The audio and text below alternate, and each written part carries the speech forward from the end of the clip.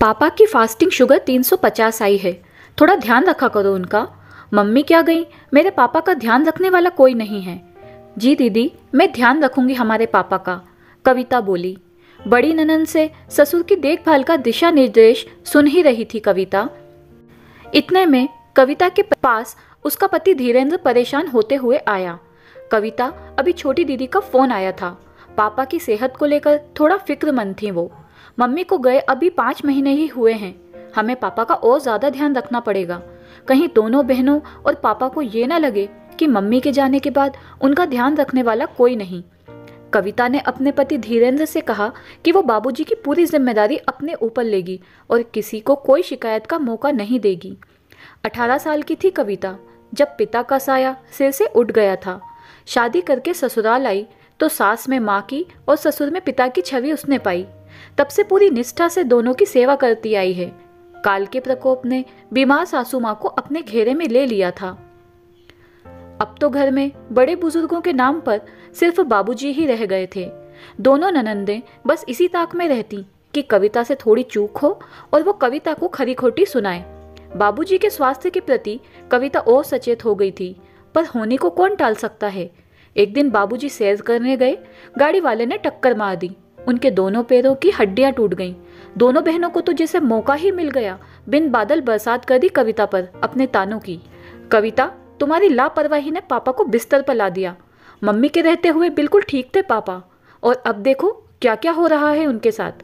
बाबूजी जो बिस्तर पर बैठे बैठे सब सुन रहे थे, उन्होंने दोनों बेटियों को अपने पास बुलाया और कहा, मुझे नहीं लगता कि कविता से मेरी देखरेख हो पाएगी। अब मैं अपना बाकी जीवन तुम दोनों के साथ बिताना चाहूंगा।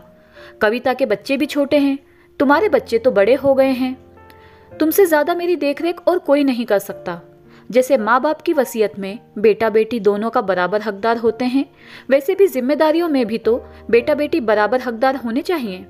तेरी माँ और मैंने तुम दोनों और धीरू में कोई फर्क नहीं किया, तो तुम दोनों को भी अपनी जिम्मेदारियों से मुंह नहीं मोड़ना चाहिए। तुम्हारी शादी हो गई तो क्या हुआ, तुम्हारा प्यार मेरे लिए कम तो नहीं होगा ना।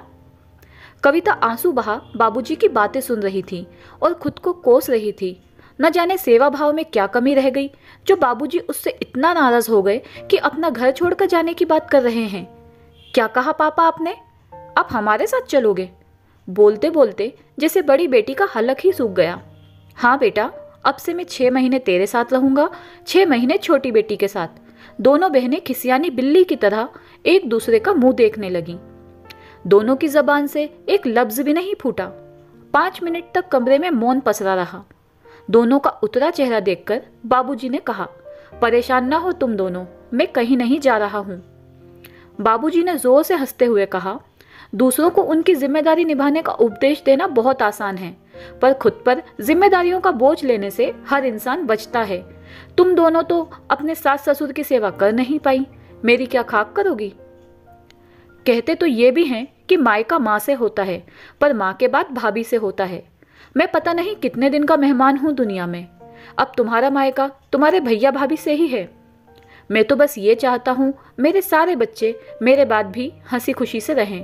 तुम जैसे धीरू की बड़ी बहन हो, कविता को भी बड़ी बहन बनकर उसका मार्गदर्शन करो। दोनों बहनों को अपने पापा की सीख से सबक मिल गया था। दोनों की आंखों में पश्चाताप के आंसू साफ दिख रहे थे। बाबूजी ने अपनी तीनों बेटियों को गले से लगा लिया। तो ये थी हमारी आज की कहानी। बताइए कमेंट करके आपको कैसी लगी। धन्यवाद दोस्तों।